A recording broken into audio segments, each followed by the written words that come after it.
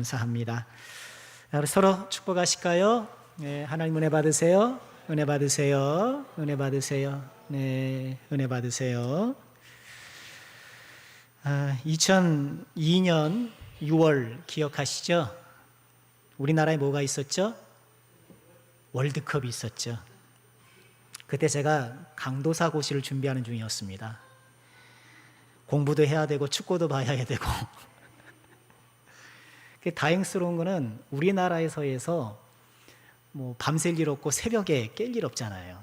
다른 나라에 하면 다 새벽에 봐야 되고 막 그랬는데 그래도 우리나라에 사는 바람에 그런 수고는 안 해도 됐었어요.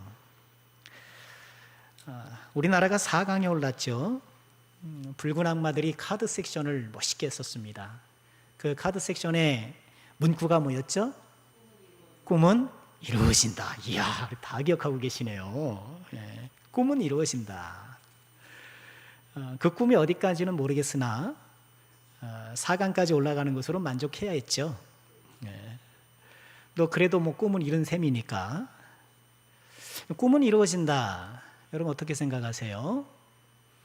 듣기 좋은 말이고 단편 가슴 벅찬 말이기는 하지만 실제로 꿈을 이루는 사람이 얼마나 될까요?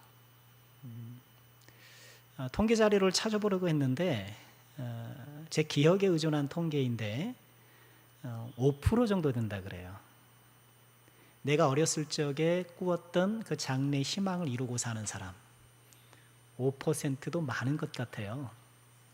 여러분 어때요? 지금 내가 어렸을 때 장래 희망에 적어놨던 그 학교에서 장래 희망에 썼던 그 희망대로 그 꿈대로 내가 이루어졌는가? 한때 교회에서도요 비전이나 꿈이나 이런 것이 굉장히 그 비중 있게 다뤄졌던 때가 있어요. 학생 청년들에게 비전을 가져라, 꿈을 가져라 이렇게 막 도전했던 때가 있었거든요. 좀 뭐 동의는 합니다만 좀 너무 과도하다는 생각을 저는 한편 했었어요. 왜냐하면 사실 우리의 현실이 내가 원하는 것을 그렇게 이루고 살기가 쉽지 않기 때문에 그래요.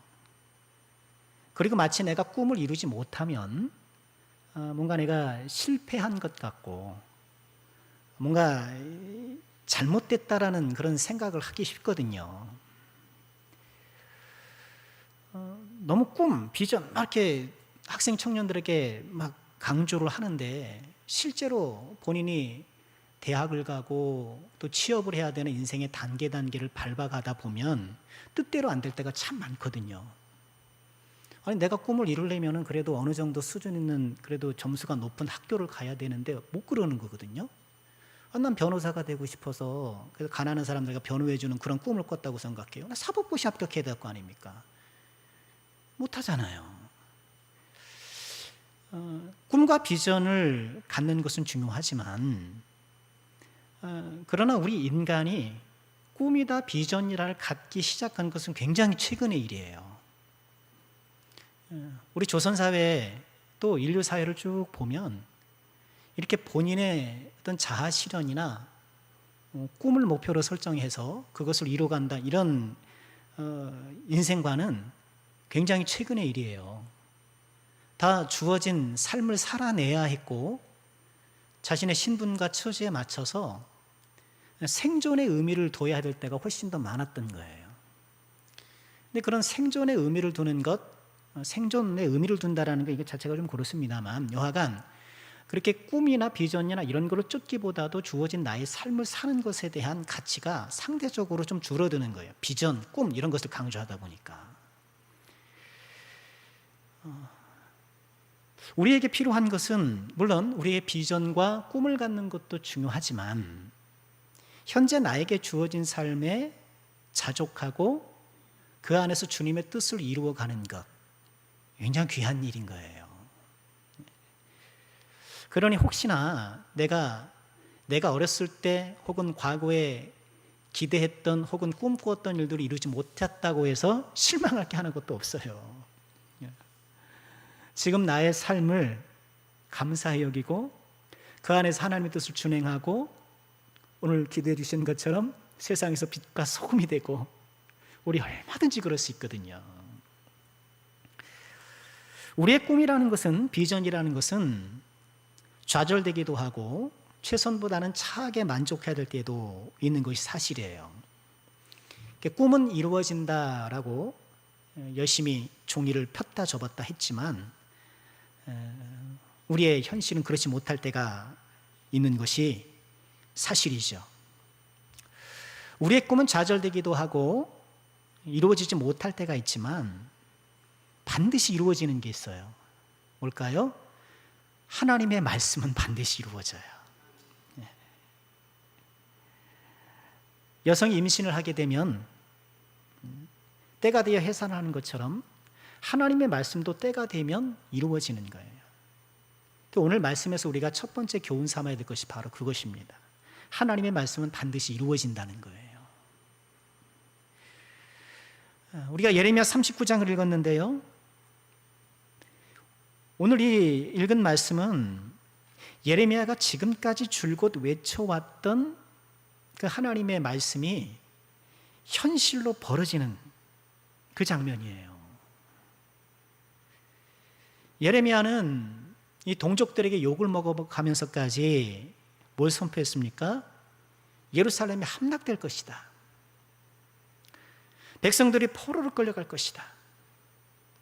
그러니 바벨론에게 항복하는 것이 피해를 최소화하는 길이다. 사람들이 다 싫어했어요. 누가 좋아하겠습니까?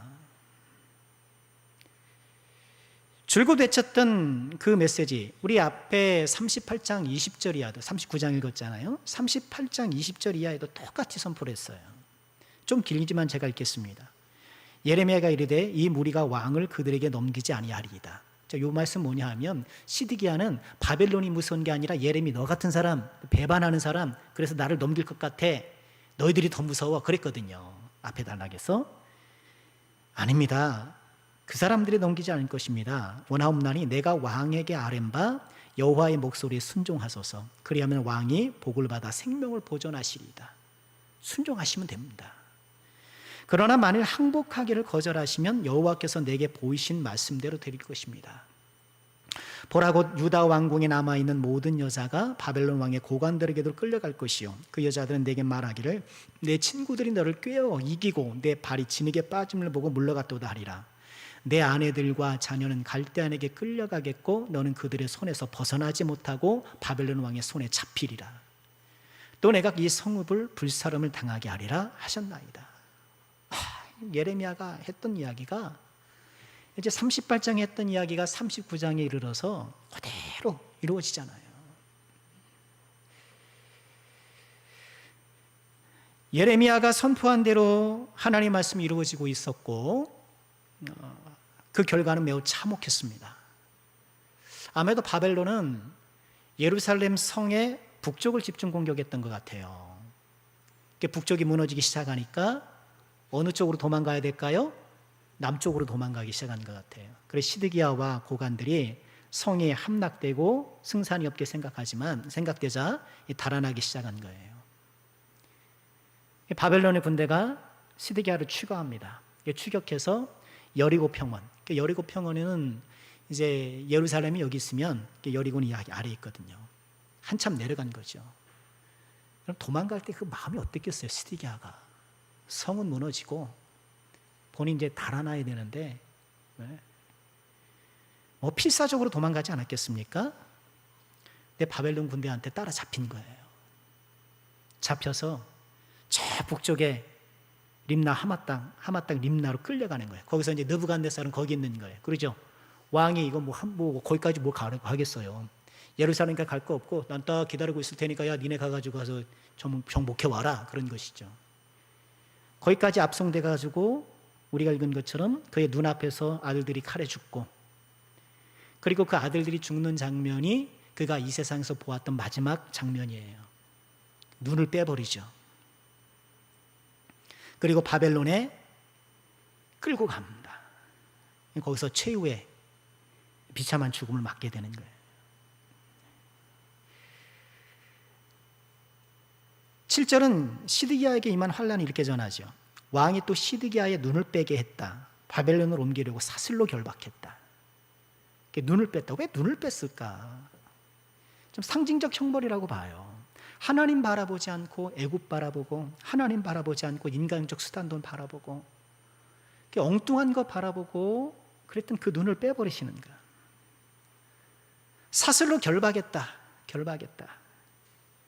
유대인들은 하나님의 말씀을 멍에와 결박으로 여겨요. 우리 새벽 예배 때 예레미야 앞쪽을 보고 있잖아요. 예레미야 2장 20절에 그 말씀이 있는데요. 내가 옛적부터 내 멍에를 꺾고 내 결박을 끊으며 말하기를 나는 순종하지 아니하리라. 여기서 말씀하는 멍에와 결박이 뭐예요? 하나님의 말씀, 하나님과의 언약이란 말이에요. 하나님의 말씀이 멍에인 거예요. 힘들어.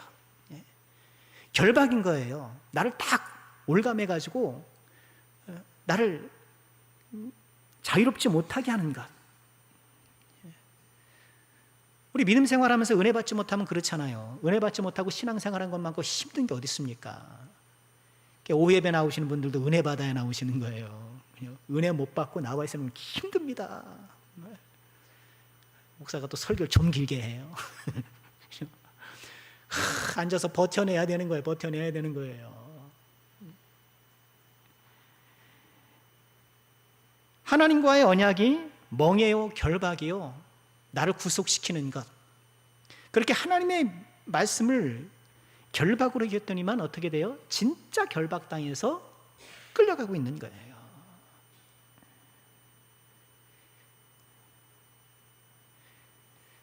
하나님을 떠나면 자유로울 것 같지만, 우리 탕자 이야기를 연 2주 보았는데요. 둘째 아들을 낳았잖아요. 집 떠나면 자유로울 것 같잖아요. 신날 줄 알았잖아요. 그러나 쾌락에 사로잡히고 비참에 사로잡히고, 하나님을 떠나면 자유로울 것 같지만 오히려 자유롭지 못하는 거예요.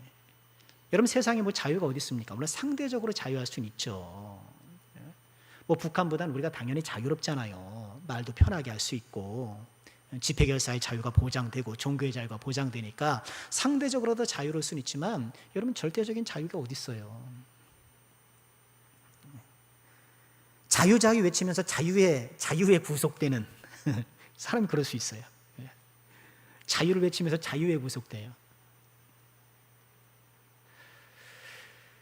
이런 시드기야와 유다에게 벌어진 이 참혹하고 안타까운 상황을 통해서 우리가 배워야 될 것이 무엇일까요? 말씀드린 것처럼 하나님의 말씀은 반드시 이루어진다는 것. 그래서 우리가 예수님 믿는 거고 이 성경 말씀 붙들고 살아가는 거잖아요. 이게 이루어질 것 같지 않으면 그저 듣기 좋은 얘기고, 그럴 것 같으면 우리가 뭐하러 예수를 믿겠습니까? 이 기록된 하나님의 말씀이 1.1획도 변함없이 다 이루어질 거라고 우리가 믿기 때문에 그러는 거죠. 시편 33편 9절에 이렇게 말씀을 하셔요. 다 같이 읽어볼까요? 시작. 그가 말씀하심에 이루어졌으며 명령하심에 견고히 섰도다. 하나님께서 말씀하시니 이루어지고 명령하시니 견고히 섰고. 마태복음 5장 18절에도 예수님 말씀하셨죠. 진실로 너에게 이르노니 천지가 없어지기 전에는 율법의 1.1획도 결코 없어지지 아니하고 다 이루리라.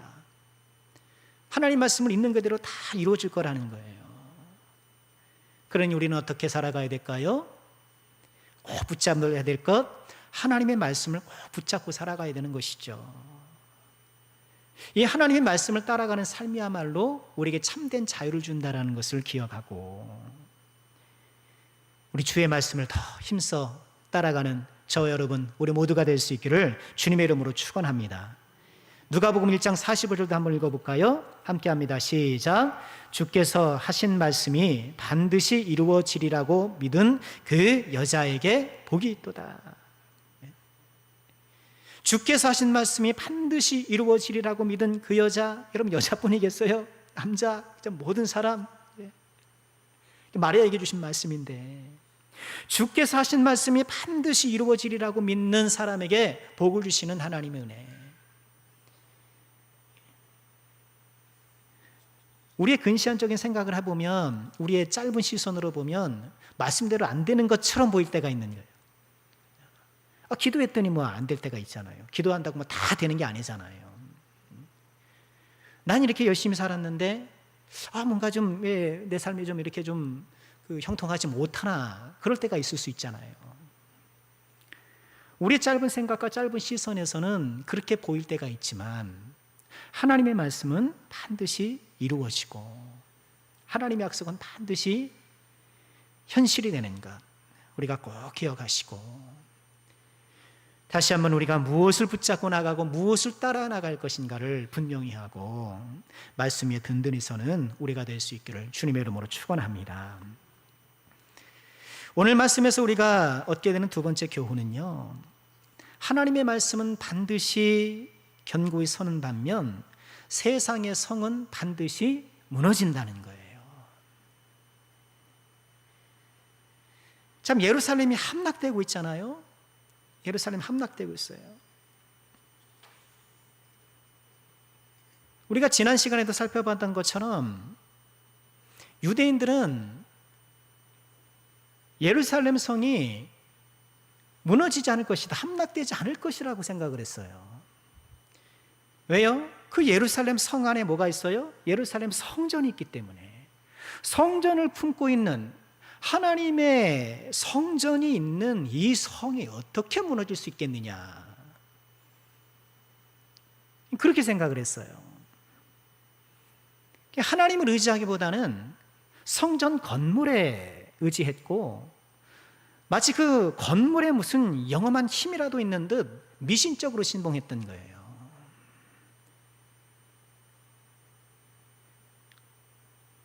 여러분, 그런 것이 미신이잖아요. 뭔가 특별한 도구나 어떤 인간적인 능력으로 신적인 능력을 내가 가져올 수 있다.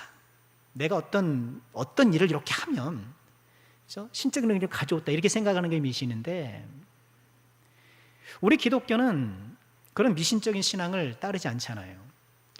어떤 물건이나 어떤 도구 등에 특별한 힘이 있다고 생각하지 않아요. 우린 그거 믿지 않아요. 영화 보면 악기를 모으면서 십자가 막 그렇게 들이대고 그러잖아요. 십자가 막 들이대고 그러잖아요. 근데 그 십자가 그 물건에 어떤 힘이 있는 게 아니란 말이에요. 이해되시겠어요? 우린 그렇지 않아요. 그래서 우리 개혁교회는 가급적 본당에도 십자가를 두지 않아요. 십자가를 두면 그 교회 가짜, 그건 아닙니다. 괜히 그렇게까지 우리가 생각할 것은 아니지만, 왜 우리 합동측 개혁교회에는 강단에 십자가가 없는가? 자칫 믿음이 연약한 사람들이 무슨 십자가 그 물건에 특별한 능력이나 효험이 있는 것으로 오해할 수도 있기 때문에 그래요. 여러분, 자동차에 십자가 이렇게 해놓으면 사고 안 나요? 뭘 안 나요? 저 사고 났던데. 아유, 죄송합니다. 네, 저 사고 났어요. 네. 십자가를 제가 그 백밀러 앞에다 이렇게 걸어놨거든요. 그것이 어떤 능력 있는 게 아니잖아요. 그것을 바라보고, 그죠? 내가 십자가를 바라보고 주님의 사랑을 생각하는 어떤 그런 그런 도구로 사용하는 것이지, 그게 어떤 능력 있는 게 아니란 말이에요. 또 우리 기독교는 하나님의 능력을 가져오는 어떤 특별한 동작이나 이런 것들을 하지 않아요. 그렇죠? 기도할 때 이렇게 동작을 해야 하나님께서 응답해 주시고 그러시나요? 안 그렇단 말이에요.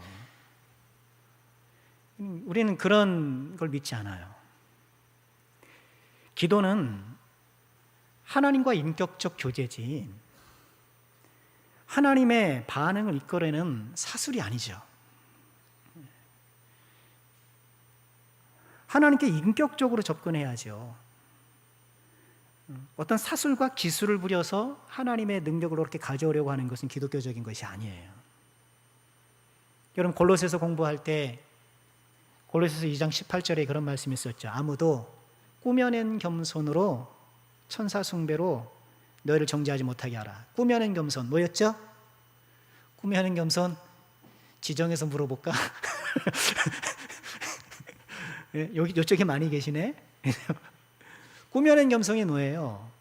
아니 내가 겸손해야지. 이게 말 자체는 내가 일부러 막 겸손한 척하는 것처럼 보이긴 하는데 그런 뜻이 아니고요. 꾸며낸 겸손은 이 골로새에 스며들어온 거짓 교사들이 주장한 것인데, 신비적인 황홀경을 경험하기 위해서 뭔가 내가 그 황홀경을 경험하려고 준비하는 그런 단계 혹은 그런 일들을 얘기하는 거예요. 근데 그 사람들은 예수를 믿는 것 가지고는 안 되고 거기다가 신비적인 경험을 해야 된다고 자꾸 주장하는 거예요. 그래야 진짜 예수 믿는 거다. 진짜 하나님의 자녀라는 거예요. 그러니까 신비적 경험을 하려고 하면 뭔가 거기에 준비 단계가 필요한 거예요. 기술적으로. 그것이 자세하게 골로새서 소개되지는 않지만 그런 거예요. 왜 우상 섬기는 사람들이 접신하기 위해서 준비하는 것들이 있잖아요. 목욕을 한다든가, 옷을 깨끗하게 입는다든가, 부정한 물건이나 혹은 사람을 접촉하지 않는다거나, 그런 어떤 일반적인 어떤 그런 그 사술적인 방법으로 신과 접신하려고 하잖아요. 그러니까 우리가 하나님께 기도할 때에 혹은 신비적 황홀경험을 경험한다고 해서 이런저런 그런 나름의 방법들, 또 꾸며낸 겸손 같은 그런 것들을 우리가 할 필요는 없다는 거예요. 우리 기독교는 하나님과의 인격적 교제를 기본으로 하고요. 그런데 오늘 이 유대인들은 하나님과의 관계는 도외시하고 성전 건물이 마치 부적인 양, 그것이 외적을 묻혀주는 그런 능력이 되는 양, 그런 잘못된 믿음을 갖고 있었던 거예요. 결국 어떻게 됐어요? 그들이 의지했던 그 예루살렘 건물이 함락되고 무너지고 말았던 거예요. 예루살렘 건물의 무너짐은 그런 미신신앙의 함락이고, 하나님을 제외시키고 의지하려고 했던 그런 인간적인 성곽들이 무능하다는 것을 보여주는 거예요. 우리 사람들은 저마다 자기 자신을 지켜줄 성쌓기의 여념이 없잖아요. 이런 축성의 본능이 죄인의 본능이에요. 뭔가 나를 지켜줄 성을 쌓기 시작해요. 창세기 4장에서 동생을 죽인 가인이 하나님 곁을 떠나서 장을 먼저 한 일이 뭔가요? 4장 17절 말씀 보니까 그가 에녹이라는 아들을 낳은 후에 가인이 성을 쌓고 그의 이름으로, 아들의 이름으로 성을 이름하여 에녹이라 했다. 여기서 에녹은 그 좋은 에녹이 아니고 동명이인이죠. 동생을 죽이고 하나님을 떠나 자기식으로 살기 시작했던 가인이 제일 먼저 했던 것이 성 쌓기란 말이에요. 그 성을 쌓고 아들의 이름을 명명했죠. 그 성에 자신과 자신의 가문을 지켜주리라는 그런 기대를 갖고 있었던 것이죠. 가인 이후 우리 사람들은 저마다 성 쌓기에 여념이 없는 거예요. 나를 지켜줄 성, 재물이 되었든 명성이 되었든 인명이 되었든 나의 재능과 기술이 되었든 뭔가 그 성이 든든하면 그 성에서 내가 안정감을 누릴 것이라 그렇게 생각을 하는 거예요. 그러나 하나님 말씀은 어떻게 말씀을 하십니까? 그런 인간적인 성들은 결코 우리를 지켜주지 못한다는 거예요. 그렇잖아요. 그렇게 재물이 많은데 그 사람이 정말 행복한가?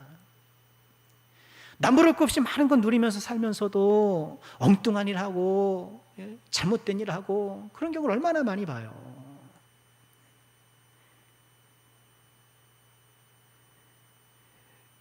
인간적인 성들은 결코 우리를 지켜주지 못할 것이라는 것을 오늘 말씀은 우리에게 얘기를 해주시고, 우리를 지켜줄 든든한 성이 무엇인가? 스가랴 2장 5장 말씀에 보면 여호와의 말씀에 내가 불로 둘러싼 성곽이 되며 그 가운데서 영광이 되리라. 하나님께서 우리를 지켜주시는 불로 둘러싼 이 불성곽이 되어주신다. 우리 사랑하는 모든 죄종들께서 정말 하나님을 불성각 삼아서 그 안에서 마음의 평강과 인생의 안정감을 누릴 수 있기를 주님의 이름으로 축원합니다. 잠언 18장 10절 우리 다 같이 한번 읽어볼까요? 시작. 여호와의 이름은 견고한 망대라 의인은 그리로 달려가서 안전함을 얻느니라. 여호와의 이름은 견고한 망대라 의인은 그리로 달려가서 안전함을 얻느니라. 여러분, 이것이 찬양 가사가 되었잖아요. 주님의 이름은 강한 성루 그곳에 달려간 자 안전하리. 좀 나를 지켜줄 성곽이 무엇인가? 나를 든든하게 하시고 나에게 참된 안정감을 제공할 그 성곽이 무엇인가? 우리 여호와 하나님을 성루 삼으시고 불성곽 삼으셔서 그 안에서 안정감을 누리시는 우리 모두가 될 수 있기를 주님의 이름으로 축원합니다. 자, 말씀을 마쳐볼까요? 오늘 39장 안타까운 일을 보게 돼요. 예레미야가 그토록 주장했고 외쳤던 그 말씀이 이제 현실로 나타나기 시작합니다. 하나님의 말씀은 반드시 이루어진다. 인간의 세상의 성은 반드시 무너진다. 오늘 말씀을 통해 우리가 믿음을 다시 한번 새롭게 하고 또 하나님을 나의 든든한 성곽 삼아 그 안에 참된 평강과 안정감을 누리며 살아가는 우리 모두가 되시기를 거듭 주의 이름으로 축원합니다. 기도하겠습니다. 사랑의 아버지 하나님, 감사합니다. 오늘 하루도 주님께서 허락하신 날 아침부터 오후까지 예배드리며 성의를 보내게 해주시니 감사합니다. 여호와의 말씀이 반드시 이루어짐을 알아 우리가 붙들고 살아가는 이 말씀 다시 한번 꼭 붙잡게 도와주시고 때로는 말씀을 따라 순종하는 것이 고되고 많은 인내가 요할지라도 끝까지 승리할 수 있도록 주님 붙잡아 주시옵소서. 주여, 여호와를 불성곽 삼아 그 안에서 평강을 누리고 참된 안정감을 누리기를 원합니다. 우리의 믿음을 새롭게 하시고 우리의 믿음의 성벽을 든든히 세워주셔서 우리 주님을 의지하고 그 안에서 평강을 누리고 주와 동행하는 삶이 될 수 있도록 은혜 베풀어 주시옵소서. 주여, 이제 주어진 세상을 향해 다시 한번 나아갑니다. 우중의 모든 주의 종들의 안전을 지켜주시고 생활 가운데 어려움 없도록 하여 주시고 또 행해야 될 모든 일들 주 안에서 승리할 수 있도록 인도하여 주시옵소서. 감사드리며 예수님의 이름으로 기도합나이다. 아멘.